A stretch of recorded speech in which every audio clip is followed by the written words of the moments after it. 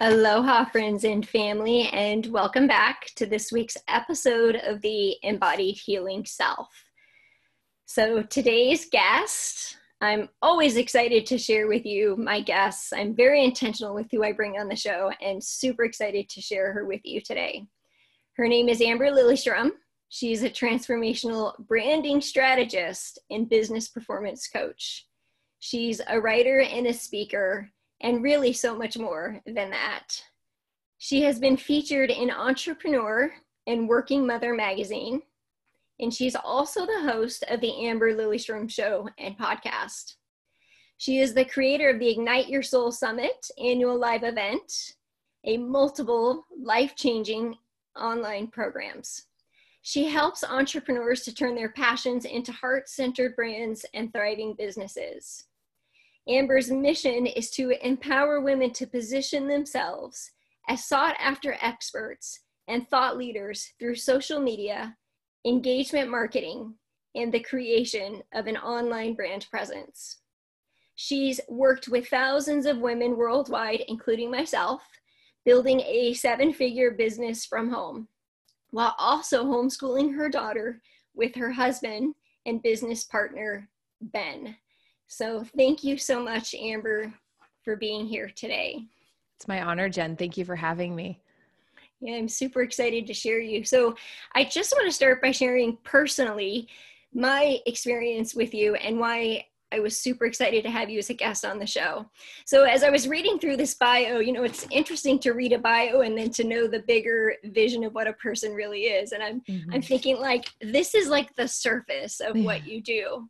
But who you are as a person is just so much deeper than, what I just shared. And I can remember when I came across the work that you did, I think just a year before I showed up to your Ignite Your Soul Summit. It was the words that you used, the way you presented the work that you do, and the way that you connected with women that was so special. You really have a gift to see people for who they are, not just what they do. And then you help remind them who they are and what they're here to do. And you give them strategies to really show up in their authentic soul expression in the world. Yeah, so I just want to share that because, oftentimes I know those are your secret superpowers underneath the surface. And so as I shared the bio, I was like, well, she's so much more than that. And I can say that to my followers, many of my followers have witnessed another transformation in me and in my business over the last 6 months.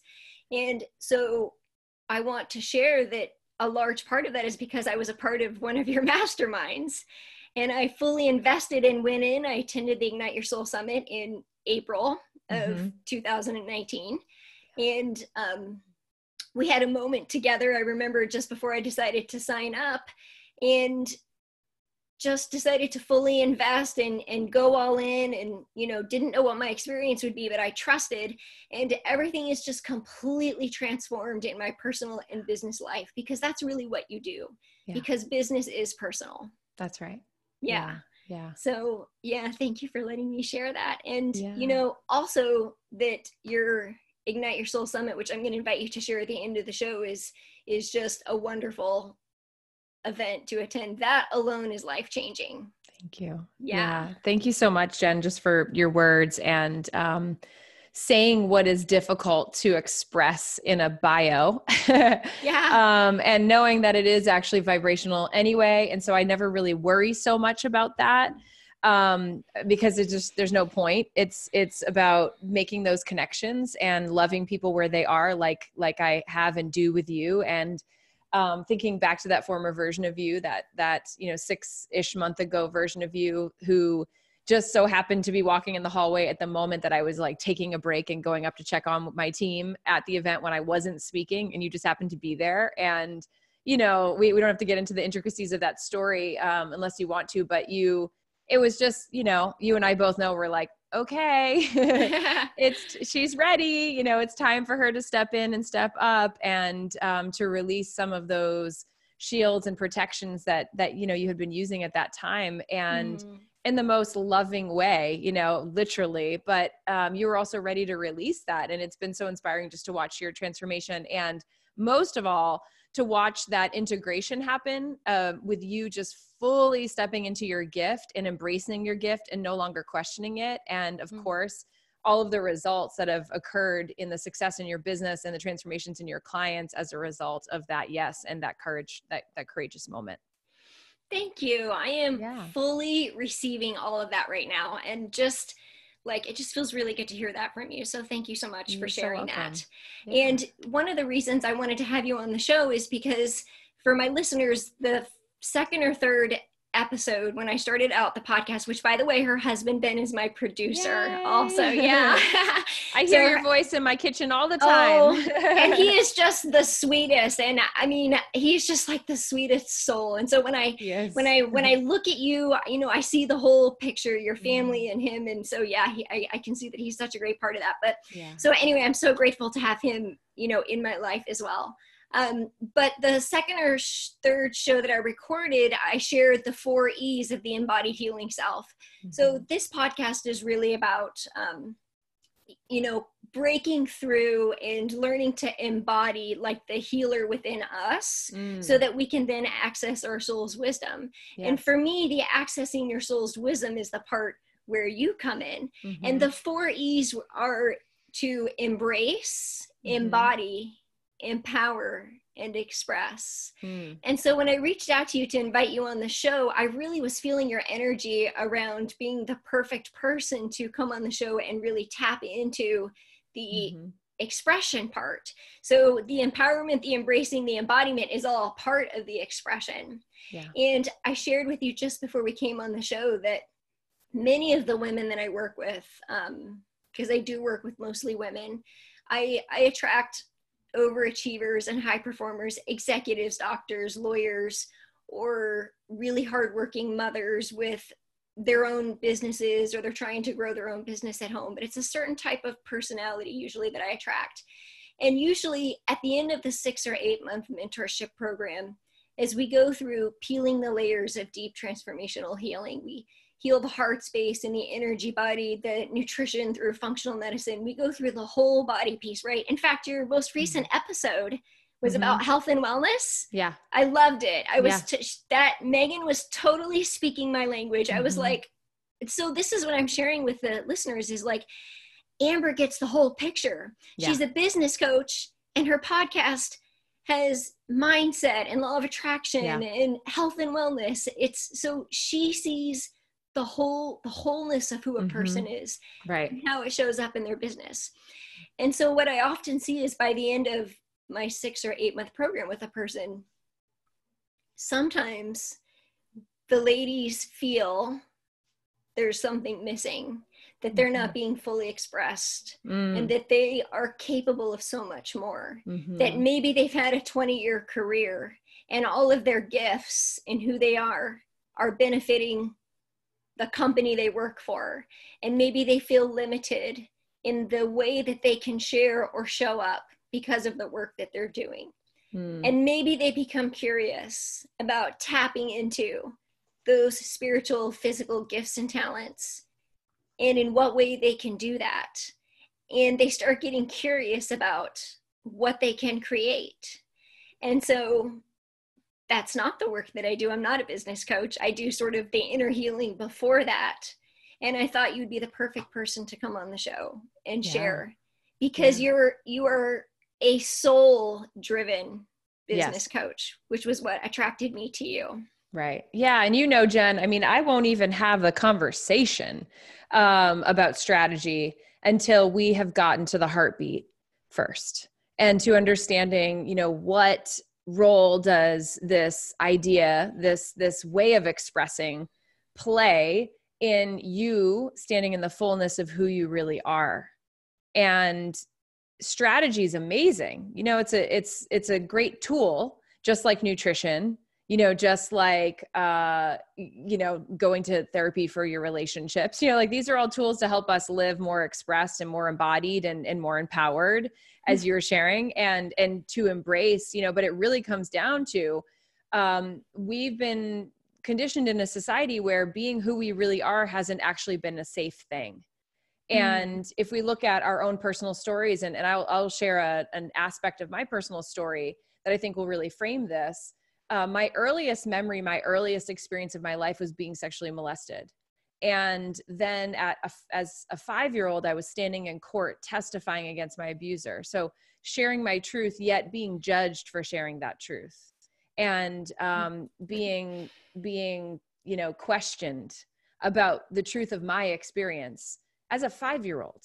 So naturally, starting from that place and space, and especially as we think about just cognitive development and emotional development of children, and the importance of those very early years in our ability to discern, almost like our place in the world and what's safe and what isn't. I was going through significant trauma, and I was also supported. My parents they did believe me. They were the ones who wanted to help me get justice. My mom was so vigilant that, I went to group therapy and I had therapy. My mom was going to therapy and all this, but she also worked to get a bill passed in our state. And we used to live in Massachusetts. She stood on the steps of the State House and basically shared her testimony of my experience in supporting parents and children who are survivors of abuse. And, she went all the way to try to make a difference and an impact on this experience that had impacted our life. But it was also really traumatic. Half of my mom's family decided to side with my abuser and not with us. And so I had this sense from a very early age. And I would imagine, I know there are probably people listening to this who are trauma survivors. I know that it doesn't have to look like sexual abuse or even really verbal abuse, but just being neglected, emotional needs not being met is actually trauma.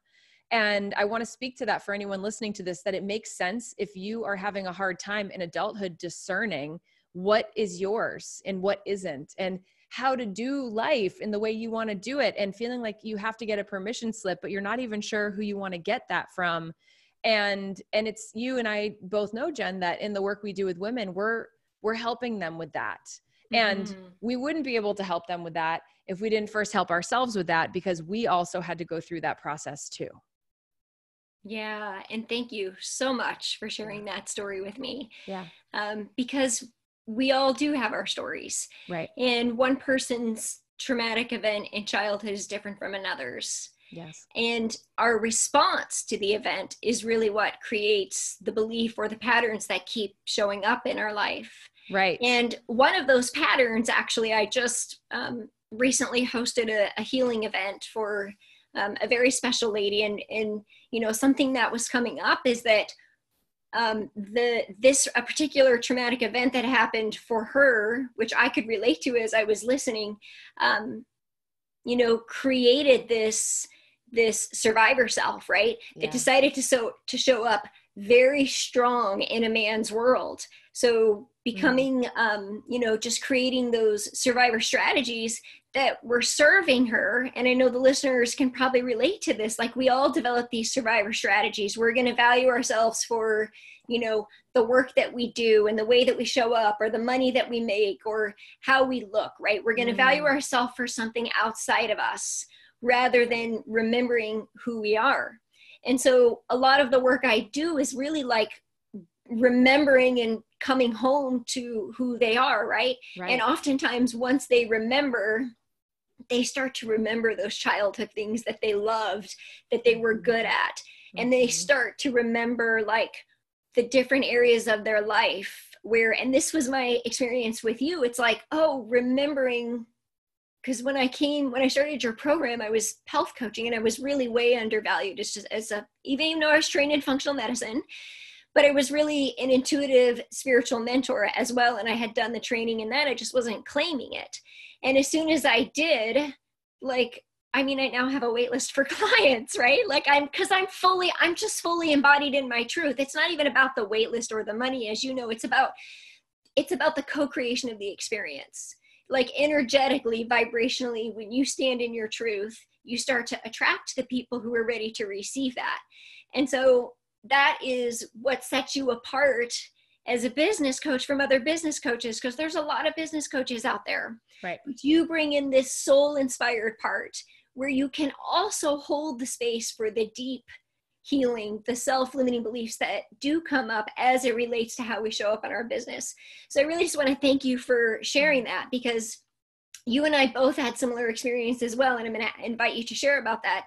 You had a completely different career before. Yeah. And we also share near-death experiences at the birth of our child. Mm-hmm. So while many people may not have an event like that happens, sometimes it's a breakdown somewhere else. Sometimes it's a breakdown in health, a breakdown in marriage, a breakdown in finances, a breakdown in a relationship in the family or with a friend, right? Right.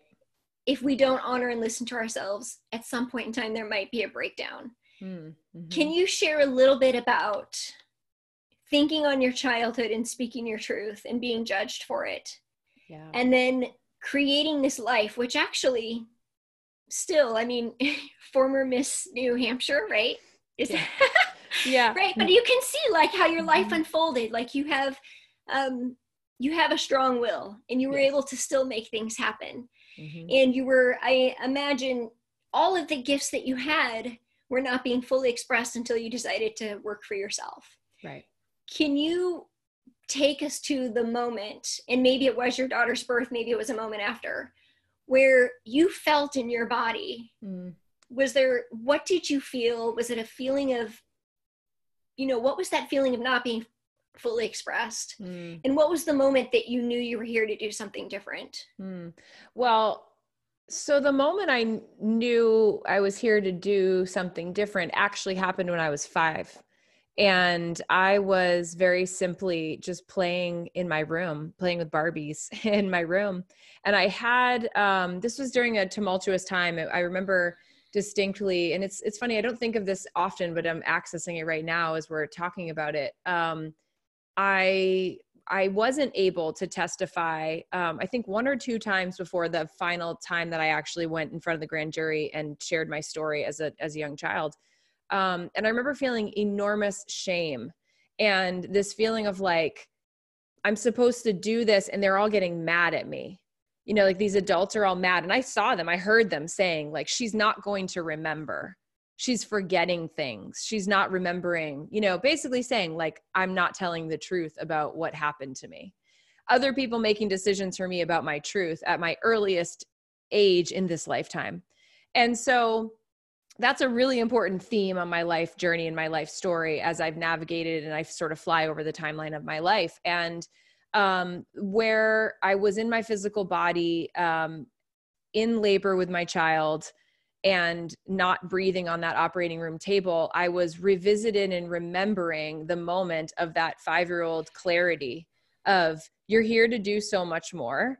You're here to, and I mean, so much more. I was 5, but it was like, this didn't happen to you for nothing. I heard a voice say this to me. This didn't happen to you for nothing. You're here to tell your story. You're here to help others get free. And I remember seeing the faces of girls and women in my mind's eye as that young, and just playing my Barbies and being like, okay, and not really having any conscious connection to like, is this God talking to me? I believe that to be true as a child, even though my parents weren't super religious. I just was like, oh, that's God. And I guess this is information I'm getting. And I just didn't even think anything of it. And, I think as small children, like those things are normal. Ani talks about fairies all the time, that there's just fairies, and like we put some in the glove box, like while she was at school, and asked them, she's like pushing their wings in yesterday, this is like normal. She's like, Mom, the fairies can do anything, I'm like, yeah, of course they can. So we have this whimsy, and this deeper level of trust, in our youth. And even though I had gone through this trauma, I was still like, I was good. Like I knew what I was here to do. And so we're fast forwarding to my early 30s, and I am in an emergency C-section situation. I had been pushing for about 4 hours, and my body was just, Ani's body and my body were having a hard time. She was face up and she wasn't coming down the way she needed to. And then I had a fever, and I was actually starting to get sick. Like every 10 minutes I was vomiting, and my body was just it was really fascinating, Jen, to just witness, like my body was kind of breaking down, like my body, and being someone who's a former Division I athlete, like a high level athlete, I did fitness competitions after that. I pushed myself to really, high extremes. I had been through significant knee surgeries, and had lots of major complications being a highly sensitive person. Like naturally, I'm allergic to basically every freaking thing that they gave me, but only learned that by having allergic reactions. To have this moment of being like, I can keep going because I just know how to keep going, but my body is telling me, no, you can't keep going. And so it was like my body started breaking down first. And then I had this spiritual awakening shortly thereafter. And Ani had her heart rate was high, and it wasn't naturally coming down the way that it needed to during all of that pushing. And mind you, 4 hours straight, like Division I level pushing was happening in that room. So if any baby was going to come out, it was mine, and she wasn't, and her poor little head was all, when she did originally, come out into the world. But I was in this space between, and I was visited by that voice again and that clarity. And it was just, what you want to do, what your life is for, and you're not doing it. And it wasn't a shameful message. It wasn't to make me feel ashamed. It was clarity. It was the truth. It was like truth with a capital T. And I knew it. And it was this devastating feeling, because now here I am going, oh man, I tried to run from that. I knew it all along, but I was just super scared and I didn't know how. And I think that's a really important thing to speak to for this audience, Jen. And I know you also met yourself in those spaces too. Like, I just didn't know how. It wasn't that I didn't want to, but I didn't know how. And I was so used to being in control of everything because that was a natural mechanism of coping with trauma. I had a 15-year eating disorder, which I could so easily hide in being a Division I athlete. Nobody could know that I had that going on, because over-exercising is a requirement. Pushing through pain is a requirement as a high-level athlete. Playing all year round, never taking a break. Yeah, that's actually part of the curriculum. So these things were normal for me, but they were abusive things I was doing to myself because I was trying to control for the pain that I felt, which was really about the truth of not living into who I was and what I wanted to do. And so now here I am laying on an operating room table, literally my arms strapped down, having like my own personal crucifixion moment, and this massive awakening. And the voice is talking to me again. And this voice also is saying to me, no matter what, everything's going to be okay. And I just had this profound moment of surrender and this feeling of love and this feeling of just deep knowing that my life purpose, my whole message and mission for being here, like it was in its evolutionary phase. And if I wasn't going to live, which I really still in that moment was in the space between, I said, God, if this is your wish for my life, if this is your will for my life, I surrender. And I completely, like, I say the word gave up, but I don't mean it and giving up on my life. I just gave up the control in that moment. I gave up having to hold the wheel. And it was as if a switch had flipped, and all of a sudden I was awake, I was conscious, and I could fully breathe. Like I was in the midst of, about to have a C-section, but I could breathe again. And it was myself. They took the mask off my face. There had been a bag valve mask over my face when I was unconscious, as I went into unconsciousness. And now I was able to breathe and I was awake, and the anesthesiologist yelled. He literally yelled and said, go, go, go. And he was right behind me. And the surgeon was down on my left hip, and she started the procedure. And, within a few minutes, Ani emerged into the world. And I wouldn't have been able to, express or understand that to anyone in that moment, because I really had to do some unpacking and some processing, but I changed, and here was this baby, and I knew things were different. But now I had to heal, and now I had to raise a baby.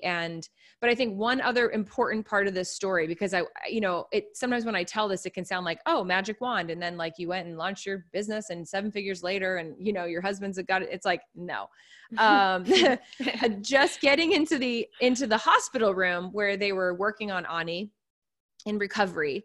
I heard the anesthesiologist standing at the foot of my bed saying to my husband, who, let me remind you, was not in the operating room for the procedure because I wasn't breathing and I wasn't stable. Therefore, he couldn't be in the room. And he said to my husband, she could breathe the whole time, And Ben looked at him and said, okay. you know, okay. He didn't have any context. Why would he know that? He wasn't there. And I didn't say anything out loud, Jen, but I said in my head, I screamed in my head, "You're lying. That's not true." And it reminded me of the 5-year-old little girl who is testifying against, and the family members who denounced us and abandoned us because of my truth. And all these different moments in my life, you know, in my first marriage, like just all these moments in my career where I was speaking my truth and someone was saying, "No, it's not true," and how painful that was. And that actually was the theme. Mm-hmm. That's the theme for me. And I still experience that theme in its own diluted ways. Recently have in some friendships and in my work in the world. And it's really interesting to witness how it comes back. I move through it quicker. It's not as intense. I can see it differently through a different lens, but it's kind of like part of my curriculum in this lifetime that I'm working through, embracing and fully embodying and living into my truth. My heart is so full right now, just listening to all of your story. I'm just really taking it in. Wow.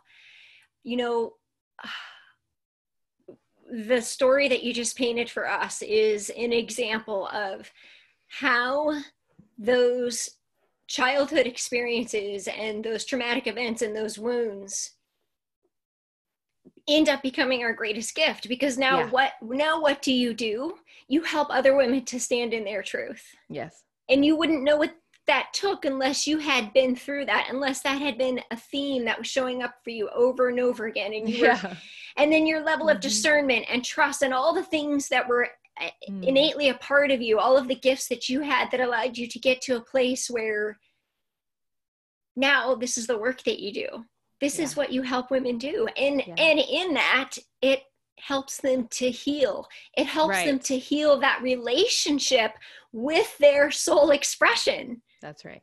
That's right. Like, it's so much more than just doing a job and showing up in the world and making money and being an entrepreneur. It's so much more than that, right? It's so much more. And it's like the money and all that stuff is just like icing on the cake. And so sometimes I laugh because, you know, you read all those things that are in the bio and I'm just like, you know, those things are wonderful. They are wonderful things, but they're just literally not the point. The part that lifts me the most is when you get to the part of helping women. You know, yes, they're positioning themselves as sought after brand experts and thought leaders, but it's like, it's because of the stories that live underneath that.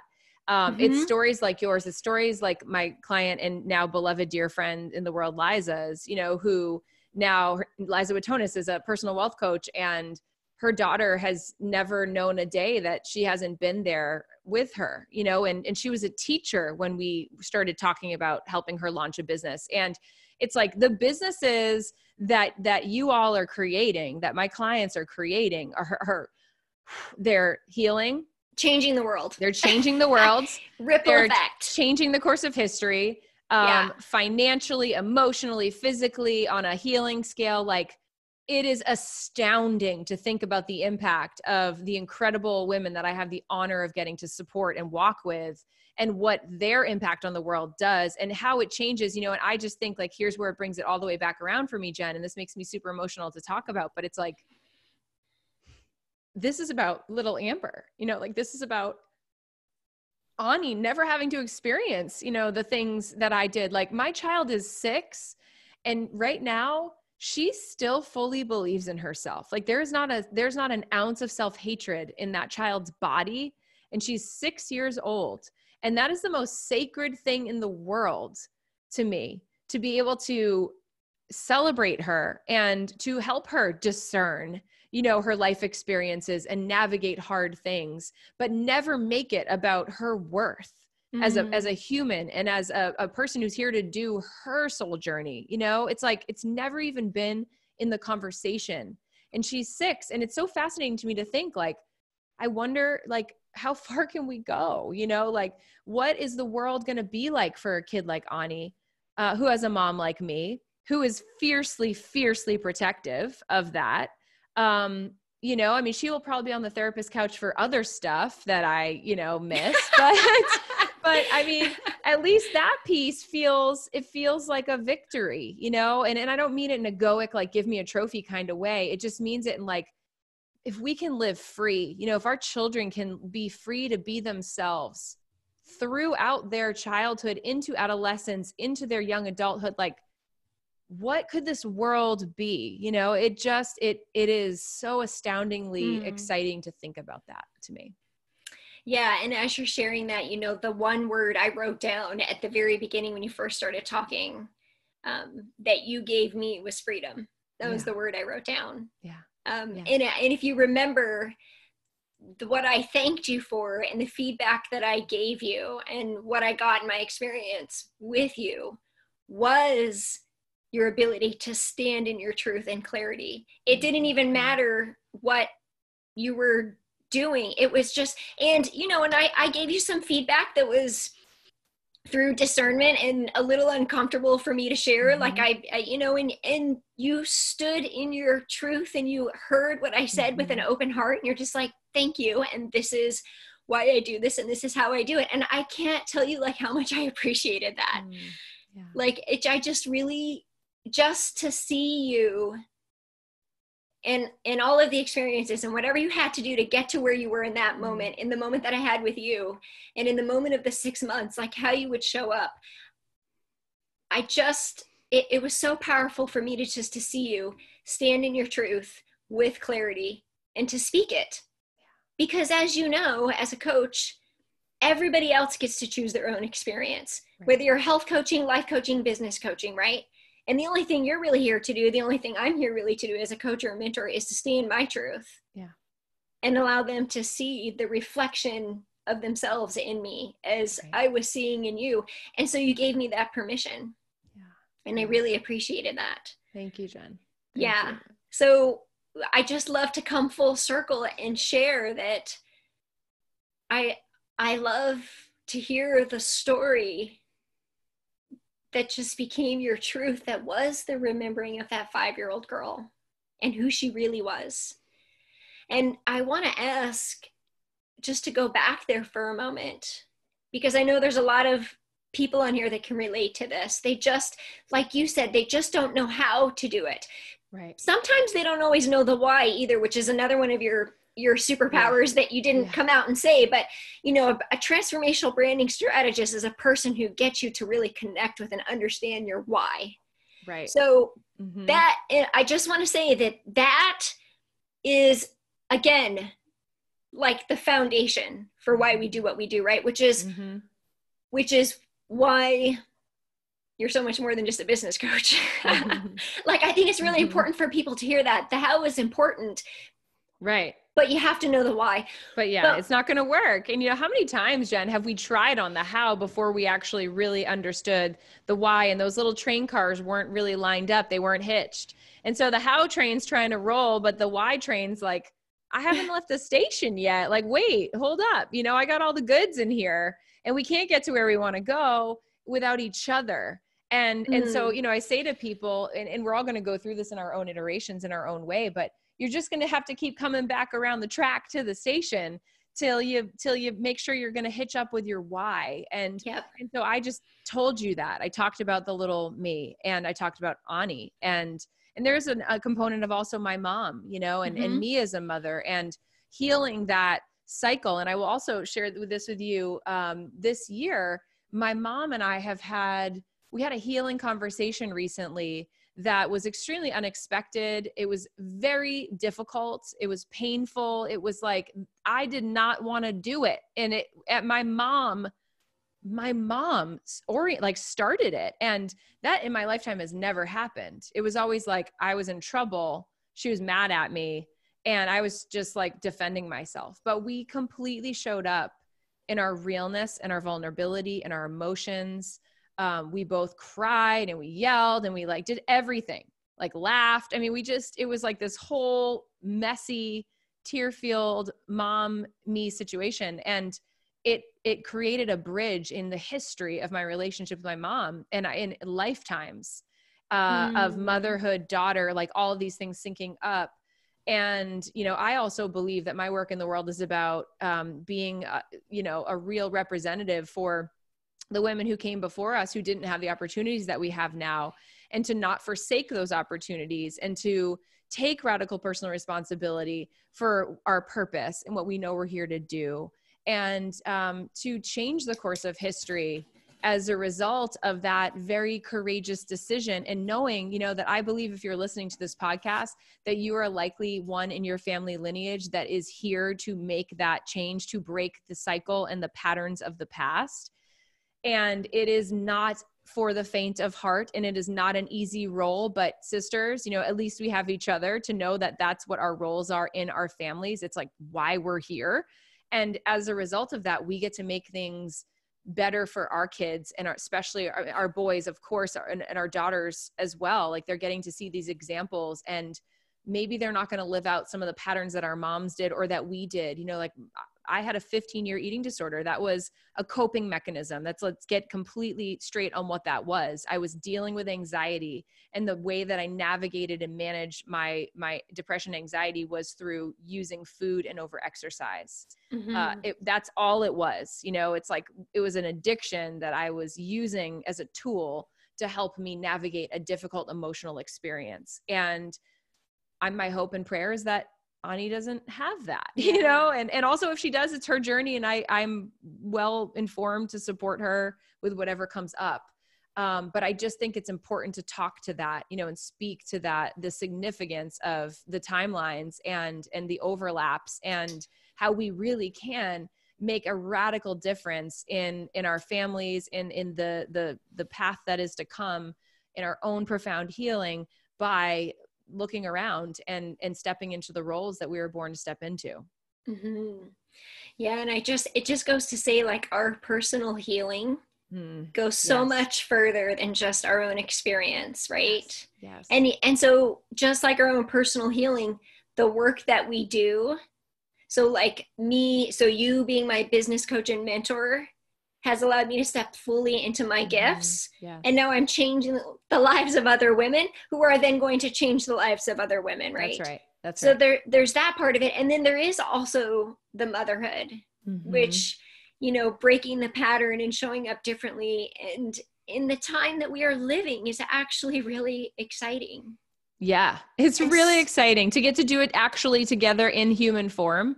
Yeah. Really cool. And so needed on a universal consciousness level. Like, it's going to happen that way, whether you're a part, right? So you can choose to be a part of it and be in the flow of it, or you can choose to stand back and watch, but it's happening either way. So I want to go back to, for a moment, just the theme of your life, the 5-year-old girl, the moment you're on the birth table, the operating table, and the birth of Ani. And just in one word, ask you, what was it in those moments that you needed? Trust. Yeah. And so as you speak about radical personal responsibility, which I love, by the way, like, I think I use that now. Like, I was using self-responsibility before, but radical personal self-responsibility, there's something about really stepping into and owning, right? It's got a different vibe, a little RPR, I like to call it. It's got a different, like, energy field coming off of it. Yeah. And part of the energy is in the acceptance of where you are, right?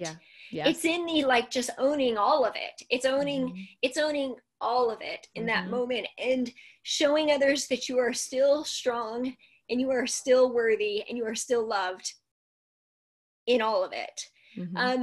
As you speak about radical personal responsibility, I always want to say radical personal responsibility. And you think about the moments where you were 5 years old and on the operating table, and you needed trust. And then you talk about, there's this, what I noticed is there's this theme of, like, control, like other people weren't allowing you to fully be in control of your own body or your own words. Right. Now, we all know that life is a practice. So as you continue to walk through life with this, profound knowing that there's probably maybe still a part of you that notices that that theme is kind of in the background or wants to show up again. Yeah.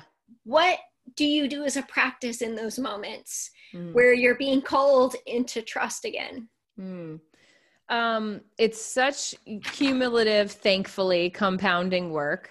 But it is, I believe it's probably ever present. I don't know. I can only speak to 38 years of it, but, you know, I've got my own number, Jen. You know, I know where I go when I'm out of balance. I know what my triggers are. I know what some of those behavior patterns look like when I am not, you know, really trusting. And yeah, so some of those things look like not asking for help at all, like literally doing all of the things and then becoming a victim in my relationship, like making myself a victim and then getting frustrated with my husband, who literally is the king of helping. Like you just need, all you need to do is be like, I need help with this. And he will do it like in a millisecond. Like, you know, I mean, we have this joke. There's this movie that is called, oh God, what is it called? I forget. It's like, but Paul Rudd's in it, and his wife and all her girlfriends are in the living room, and they're like, you know, honey, can you bring some drinks in? And he's like in the kitchen, and he makes them like root beer floats. And then he brings them out and he's like, root beer floats. And they're all like, look at him. And he goes, with pirouettes. And they're like all these like little things. And he's like, and Ben and I died laughing. I looked at her, I was like, that's so you. He's like, I know, like, that's just how he is. Like, he's just such a service oriented person. It's his honor. It's his joy. He's an Enneagram 1. Like, yeah. So it's like, he does it so well. And when I am doing that, like, I want you to feel bad for me. Like, I am creating my own reality. I will just launch into like, you're not helping me, but you're being too helpful in the wrong ways. Like, I'm just like a lion, you know? So I know that about myself, you know, and I have a sense of humor about it, and I always apologize, and I go there. Like, I am not perfect. I think as a visionary, and an intuitive, I'm very particular on a sensory level about how I want things to be.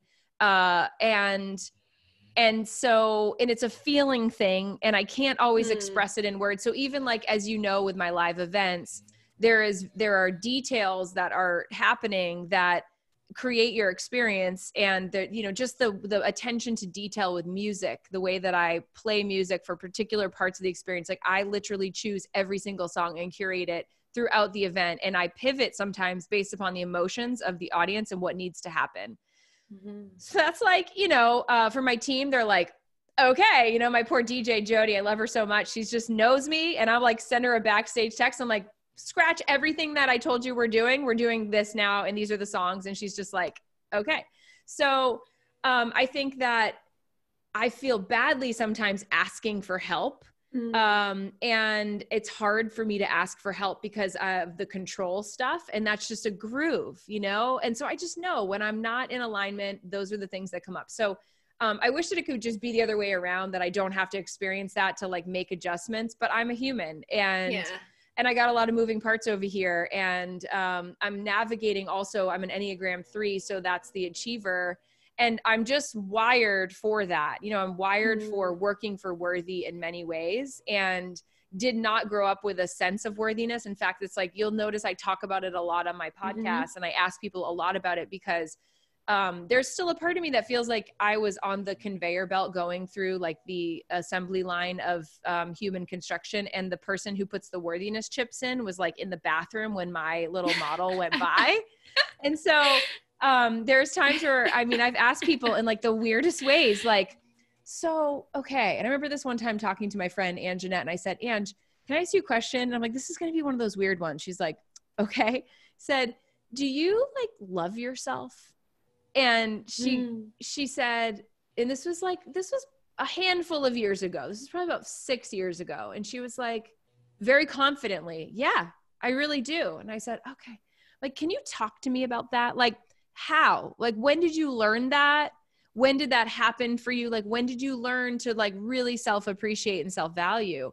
And she shared her story, and I was super grateful for it. And also still kind of felt like an alien because I didn't learn that. Like, it wasn't part of my human curriculum. My spiritual curriculum, yes, but I didn't sync up with that until near-death experience and life in my mid 30s, early mid 30s, and onward. And that has been the work. And so that's a daily practice for me that is required, because my normal, I've spent more time being an achiever with control mechanisms for comfort and trust than I have trusting and allowing. If you do the math of the years, I've spent more years doing that control stuff. And so I still have to, I don't like to say work at it, but I kind of do.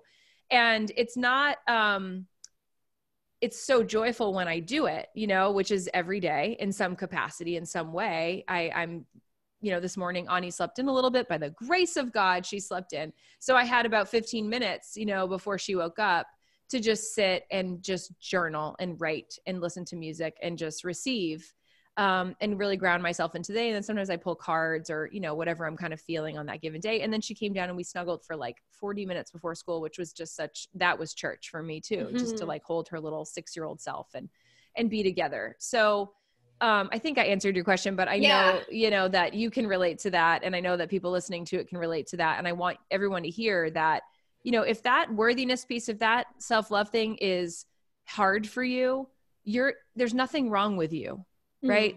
It is a muscle, that I think that we kind of have to learn how to access. I remember, I'll give one more story. When I went to physical therapy, after, I think it was my 3rd knee surgery. And each time respectively, I had to relearn how to walk. I had to relearn how to bend my leg. I had to relearn how to do stairs, how to do everything, how to function, let alone learn how to run and play soccer again. But I had to learn how to get up and get down from a chair, how to sit. And I remember going to this physical therapist, and ironically, her name's Mary, and she's in my Brand New Biz Academy now, which is so crazy, the way that the paths connected, that she's actually one of my students now. But I'll never forget her just diligence in helping me contract different muscles and notice them as I was sitting down, lowering myself into a chair and standing back up without using my hands, which I had to use my hands for a long time because my knee was so weak. And those muscles were not, I was overcompensating for these muscles. And how frustrating it was, Jen, just to sit in a damn chair. And I'm like, I know how to sit in a chair. I know how to go up and down stairs, but I didn't know how to do it the way Mary taught it, which was actually engaging all of these muscles in your glutes and in your hamstrings and your quad, muscles I had never even really felt before. And it was very, very frustrating. And I think that, we're at a level of attunement in the conversation we're having here, that we are feeling different heart muscles, that we are learning how to develop different aspects of our musculature that we've not actually really connected consciously to before.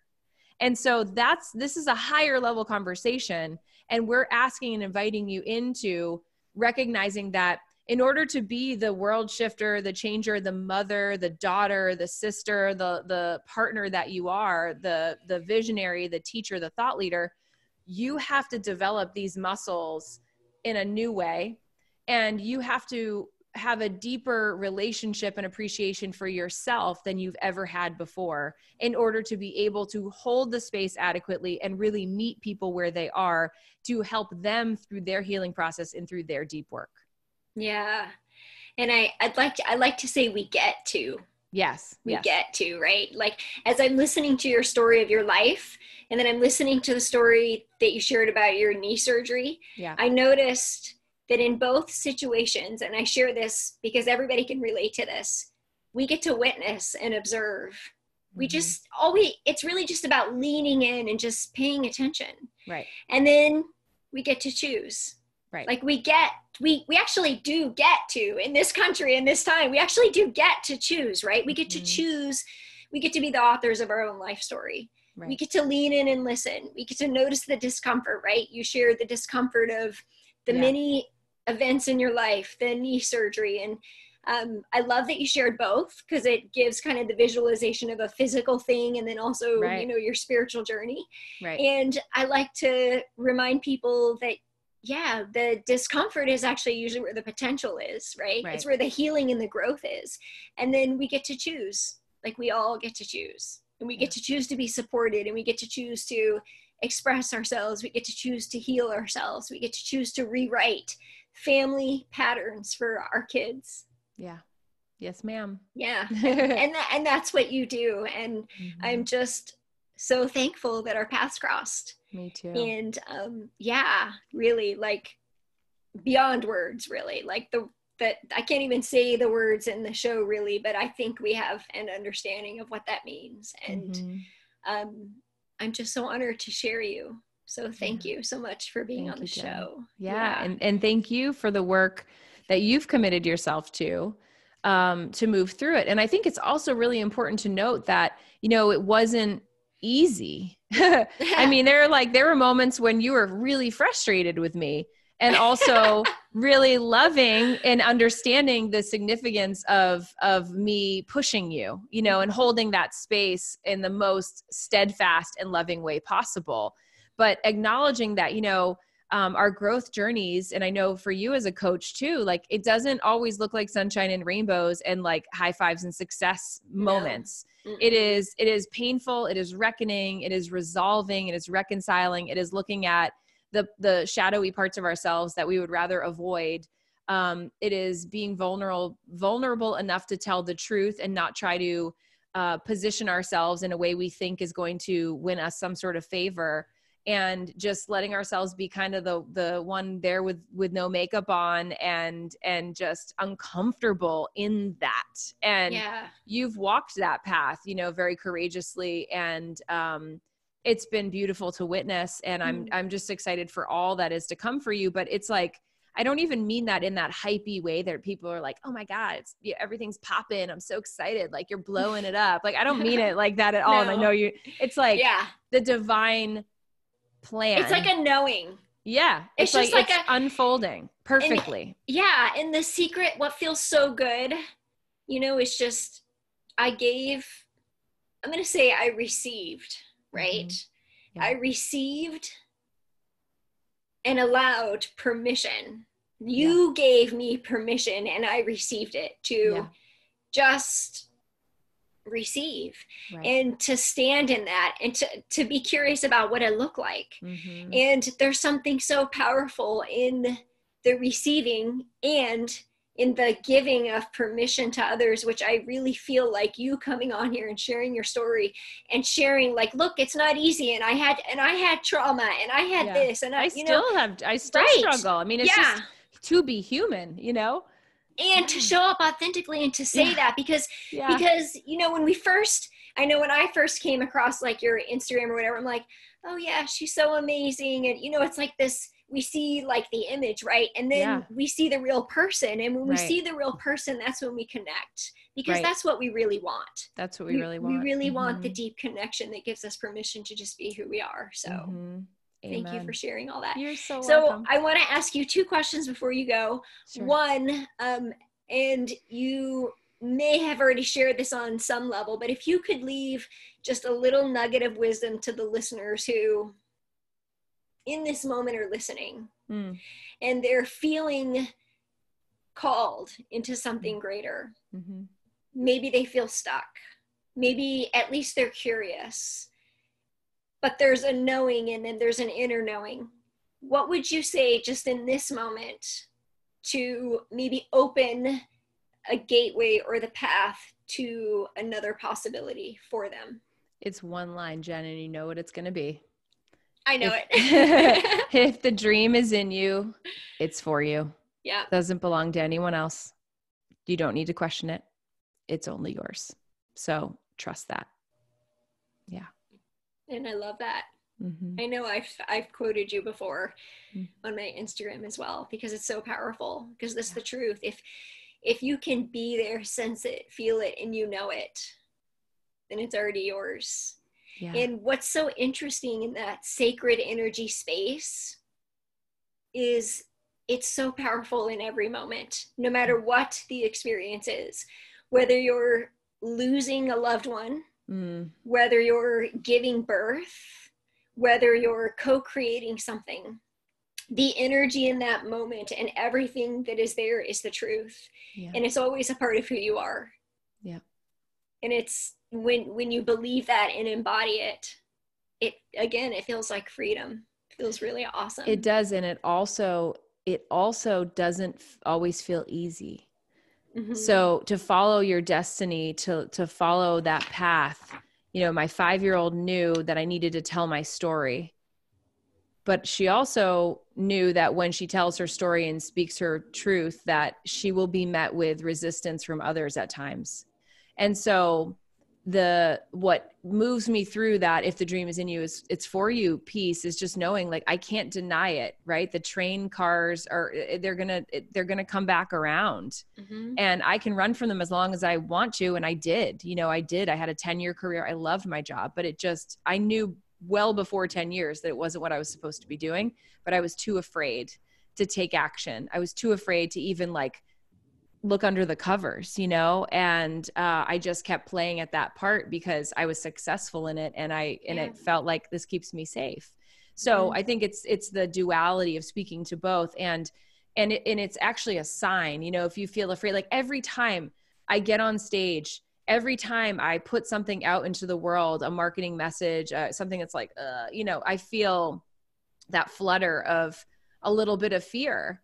Before I go out on the Ignite Your Soul Summit stage, it's like this moment of just being like, okay, I've just got to go. I got to go do this. This is what I'm here to do. But it doesn't mean that I'm not a little bit afraid embarking on that. And so I want to speak to that because I think we can be tricked by that sensation to think, well, maybe it's not actually for me because it terrifies me. Yeah. And the fact is the thing that's for you is often going to terrify you. It's a package deal. Yep, that's probably, that is 100% the truth. The thing that you're resisting or feels really uncomfortable and your mind wants to tell you you're not supposed to do is probably the thing, which was exactly my experience at Ignite Your Soul Summit. I know.